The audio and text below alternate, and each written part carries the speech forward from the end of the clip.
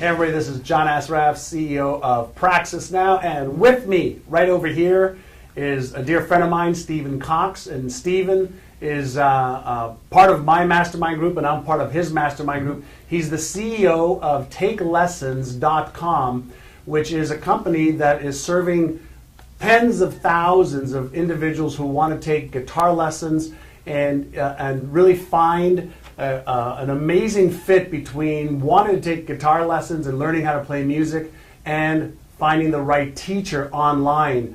Prior to this venture, he worked with collegeclub.com, which was like a 1990-something company. Very, very early social network. Right, social networks, network, before social networks even existed. So if you want to know where social networks may have started, probably College Club is one of the companies. Sure. Stephen's got an amazing company that's venture capital funded. He's got an amazing culture with the people that he has hired, with the people that he works with as far as vendors and the way that they do things. And he's an amazing entrepreneur that's had some great successes, and he's masterful at creating cultures and teams that drive insane revenues and amazing fanatical client experiences. And what I'd like to do today is really get into Stephen's head on your behalf. And it doesn't matter if you have an idea or if you've got 2 or 3 or 10 or 20 or 50 employees. What you're about to learn is why it is imperative for you to understand the vitality and importance of creating a culture that starts with you and continues with every single employee you've got.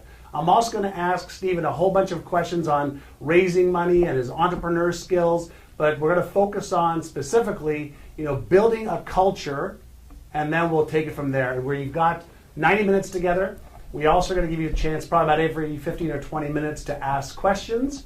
And Stephen might actually even ask you questions as well, like, do you play a musical instrument? Do your kids play? And we'll give you some more. So, Stephen, thank you so much. Thanks for having me. Appreciate it. So, let's get right into it. Is there anything that I missed about your bio or the things that our friends out from all over the world need to know about that I may have missed? I don't want to read a bio. No, actually, I think you hit it pretty much dead on. We've just been an internet geek, so that's all I've been doing since 1996. That's really all I know. A lot of people are good at many things. I'm pretty much good at one thing. You're good really at many specialty things. at that. So so that's perfect. Great. And the other thing that I failed to mention is Stephen just did an amazing deal with Best Buy. And so now Best Buy is offering not only to sell people guitars, but when they do, they offer Stephen's company's lessons right. for the person who buys the guitars. Major, major, major deal. So Stephen, let's talk about, what is culture? And let's get into why is it so important. And what I ask each one of you to do, by the way, don't write all of this stuff down because you're going to have access to these slides. All right, listen to Stephen and write your own notes down and then come back to these slides later on if you want to have, the actual slides themselves. All right, that's one of the benefits of being a client of ours. So what is culture? And instead of telling me, maybe you can talk to the audience who's watching right now, and you can get into that. Okay, great. So a lot of folks, when we first start talking about culture, it seems like this kind of feel-goody type thing that's just kind of permeated over the past few years. And a lot of folks don't understand necessarily what it is or how it engenders throughout the organization.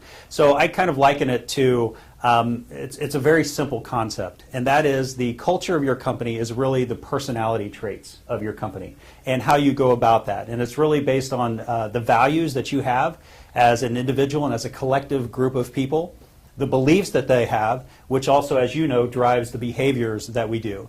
And all of those behaviors and all the beliefs that we have end up driving the actions within the company, and that really is what makes up the company, is how the actions are based on the decisions that we form. But all of that comes back to the values that we have, in which that's the key to this whole thing, is setting up the values and making sure that that's permeated throughout the whole organization.